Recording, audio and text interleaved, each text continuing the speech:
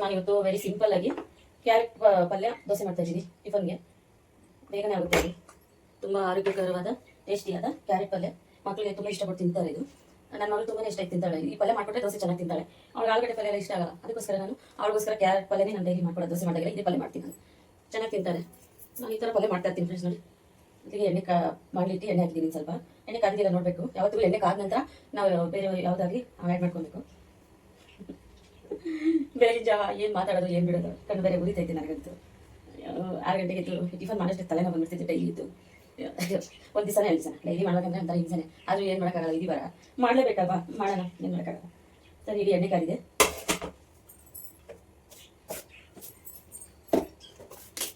ಸಾಸಿವೆ ಹಾಕ್ತೀನಿ. ನಾನು ಯಾವತ್ತೂ ಅಷ್ಟೇ ಫಸ್ಟ್ ಎಣ್ಣೆ ಕಾಯಿಸ್ಕೊಂಡು ಸಾಸಿವೆ ಹಾಕ್ತೀನಿ. ಯಾಕಂದರೆ ಕೈ ಬೇರೆ ಏನು ಸಿಕ್ಕಲ್ಲ ಹಾಕ್ತೀನಿ ಅಂತ ಸಾಸಿವೆ ಕಾಯಿ ಸಿಕ್ಕಾಪಟ್ಟ ಅನ್ಬೇಕಲ್ಲ. ಆಮೇಲೆ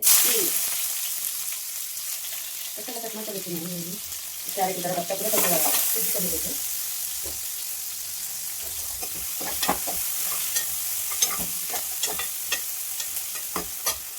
ಕ್ಯಾರೆಟ್ ಎಲ್ಲ ದಪ್ಪ ಇದನ್ನು ಕೊಡಿಸ್ಕೊಂಡು ಕ್ಯಾರೆಟ್.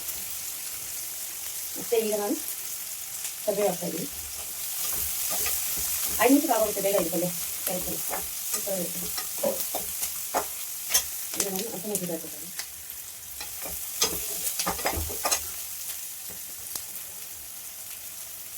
ಅದು ಫ್ಯಾನ್ ತಿರ್ತಾರೆ ಇಲ್ಲಿ ಇದು ಹೇಳ್ಕೊಂಡ್ಬಿಟ್ಟು. ಈಗ ನಾನು ಕ್ಯಾರೆಟ್ ಪಲ್ಯ ಆ್ಯಡ್ ಮಾಡ್ತೀನಿ.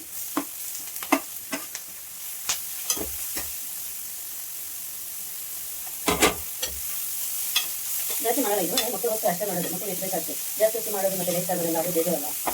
ಒಂದು ರಾತ್ರಿ ಮಸಾಲೆ ಮಾಡಿದ್ರೆ ನೀವು ಯಾವ ಟೈಮ್ ಇರಬೇಕು ಅಷ್ಟು ಮಾಡೋದು. 3 ಜನ ಪಾಲಿಶ್ ಮಾಡಿದಿರಾದ್ರಿ ನಾವು ಜಾಸ್ತಿ ಇಟ್ಟರು ಒಂದು ಟೈಮ್ ನೋಡಿ ತಿನ್ಬೋದು.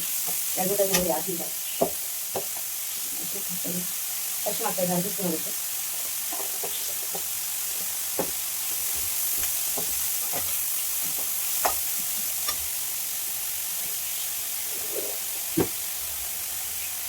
ಇದು ಸಾಲ್ಟು ನೋಡ್ಕೊಳತ್ತೈತೆ. ನಮ್ಗೆ ಎಷ್ಟು ನಾವು ಒಂದು ಇಷ್ಟು ಮಾಡಿದ್ರೆ ಅಷ್ಟು ರುಚಿಗೆ ತಕ್ಕಷ್ಟು ಹಾಕೊಂಡ್ಬೇಕು.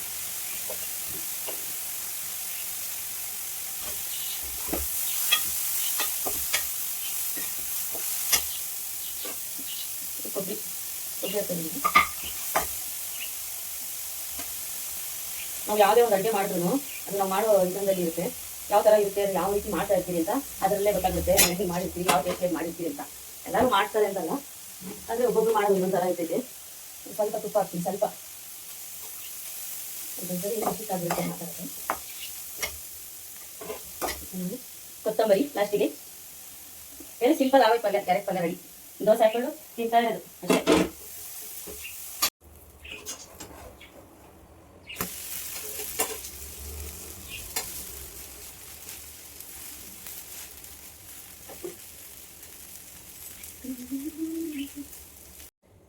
ನೋಡಿ, ದೋಸೆ ಕ್ಯಾರೆಟ್ ಪಲ್ಯ ರೆಡಿ ಆಗಿದೆ. ನೋಡಿದ್ರೆ ಗೊತ್ತಾಗ್ಬಿಡುತ್ತೆ ಅದು ತುಂಬ ಟೇಸ್ಟ್ ಇರುತ್ತೆ ಅಂತ. ತಿಂದು ಸುಮ್ಮನೆ ನಾಟಕ ಆಡೋದು ಚೆನ್ನಾಗಿದೆ, ಸೂಪರ್ ಆಗಿದೆ ಅಂತ ಹೇಳೋದೇನು ಬೇಕಿಲ್ಲ. ನಾವು ಇದೇ ಥರ ತೋರಿಸ್ತೀವಿ. Okay, bye, see you.